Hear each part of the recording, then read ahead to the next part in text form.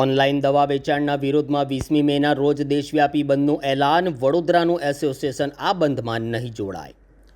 All India organisation of chemist and druggist association દ્વારા online દવાઓના વેચાણના વિરોધમાં આગામી 20મી મેના રોજ દેશભરમાં મેડિકલ સ્ટોર બંધ રાખવાનું એલાન આપવામાં આવ્યું છે. ઓનલાઈન ફાર્મસીના વધતા પ્રભાવ સામે કેમિસ્ટ સંગઠનો દ્વારા લાંબા સમયથી વિરોધ વ્યક્ત કરવામાં આવી રહ્યો છે.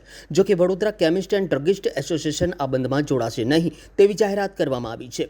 એસોસિએશનના પ્રમુખ મનીષ પટેલે સ્પષ્ટ કર્યું હતું કે તેઓ કેન્દ્રીય સંગઠનના વિરોધમાં નથી, પરંતુ વારંવારના બંધ છતાં સમસ્યાનો કોઈ ઉકેલ આવતો નથી. તેમણે જણાવ્યું હતું કે ઓનલાઈન ફાર્મસી મુદ્દે તેઓ ખુદ કોર્ટમાં કાનૂની લડત ચલી રહ્યા છે અને આ મામલે કોર્ટ મારફતે જ યોગ્ય નિવેડો આવી શકે છે. સાથે જ તેમણે અન્ય સંગઠનોને પણ કાનૂની માર્ગ અપનાવી સંયુક્ત રીતે લડત ચલાવવાની અપીલ કરી છે. તેમણે વધુમાં આક્ષેપ કર્યો છે કે ગુજરાત ફેડરેશન દ્વારા સ્થાનિક એસોસિએશનોને પૂરતો સહયોગ આપવામાં આવતો નથી, જેના કારણે સ્થાનિક સ્તરે વેપારીઓમાં પણ અસંતોષ જોવા મળી રહ્યો છે. હવે 20મી મેના રોજ જાહેર કરાયેલા દેશવ્યાપી બંધને કેટલો પ્રતિસાદ મળે છે અને ઓનલાઈન ફાર્મસી મુદ્દે આગળ શું નિર્ણય આવે છે તેના પર સૌ કોઈની નજર રહેશે. એઆઈએફસીડી બંધ આપ્યું છે 20 તારીખે ઓલ ઇન્ડિયા. એઆઈએફસીડી અમારી માતૃ સંસ્થા છે, જેનો અમારે વિરોધ નથી. અમારી માતૃ સંસ્થા દરેક કેમિસ્ટો માટે એમના વેપારના હિત માટે કામ કરતી રહી છે. સવાલ છે ફેડરેશન, અમારું ગુજરાત સ્ટેટ. જીએસટી 2.0 જ્યારે અમલીકરણ અત્યારે થયું ત્યારે અમારા 35,000 થી 40,000 રિટેલ કેમિસ્ટ આઉટલેટ છે, જેની અંદર એવરેજ સ્ટોક જો 10 લાખ રૂપિયા પણ ગણીએ અને એમાંથી અમને 6.25% નુકસાન ગયું હતું.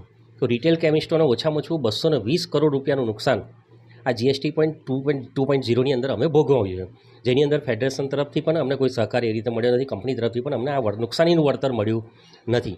સેકન્ડ થિંગ એવી છે કે જેટલા પણ મેડકાર્ટ હોય, એપોલો હોય, ઇનહાઉસ ફાર્મસી જે મેડિકલ હોસ્પિટલની અંદર, આ બધા બંધમાં જોડાવાના નહીં હોય. એટલે અમારો અત્યારે માંડ 40-50% શેર રહ્યો છે રોડ સાઈડ જે કેમિસ્ટો છે. તો 40 થી 50% જો દુકાનો અમે બંધ રાખીશું તો શું બીજા બધા વેપાર ચાલુ રાખશે? આ એક પ્રાણ પ્રશ્ન છે.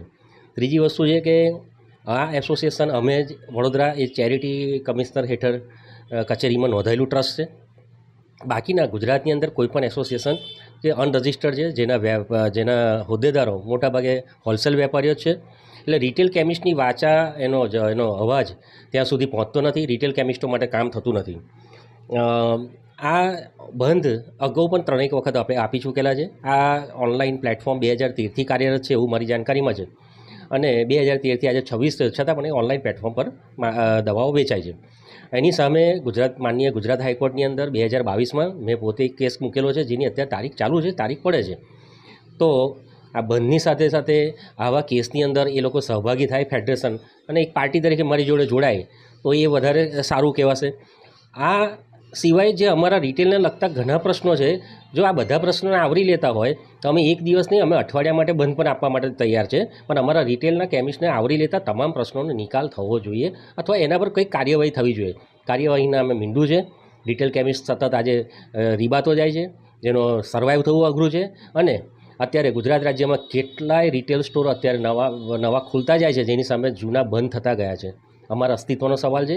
એટલે અમારા પ્રાણ પ્રશ્ન બધા બહુ છે. માત્ર ઓનલાઈન પ્લેટફોર્મનો વિરોધ અથવા બંધ એ એકલો એ નથી. એટલે પ્રોપોગન્ડા નહીં પણ પ્રોજેક્શનમાં માનીએ છીએ, જેથી આવનારા સમયમાં અમે ઈચ્છીએ છીએ કે હવે પછી કોઈ પણ આવી એક્ટિવિટી થાય જેની અંદર આપણે રિટેલના બધા જ પ્રશ્નોને આવરી લે તો અમે એમને સાથ આપવા પૂરેપૂરા તૈયાર છીએ. આપનો પરિચય? Chemist and druggist association Vadodara president Manish Patel.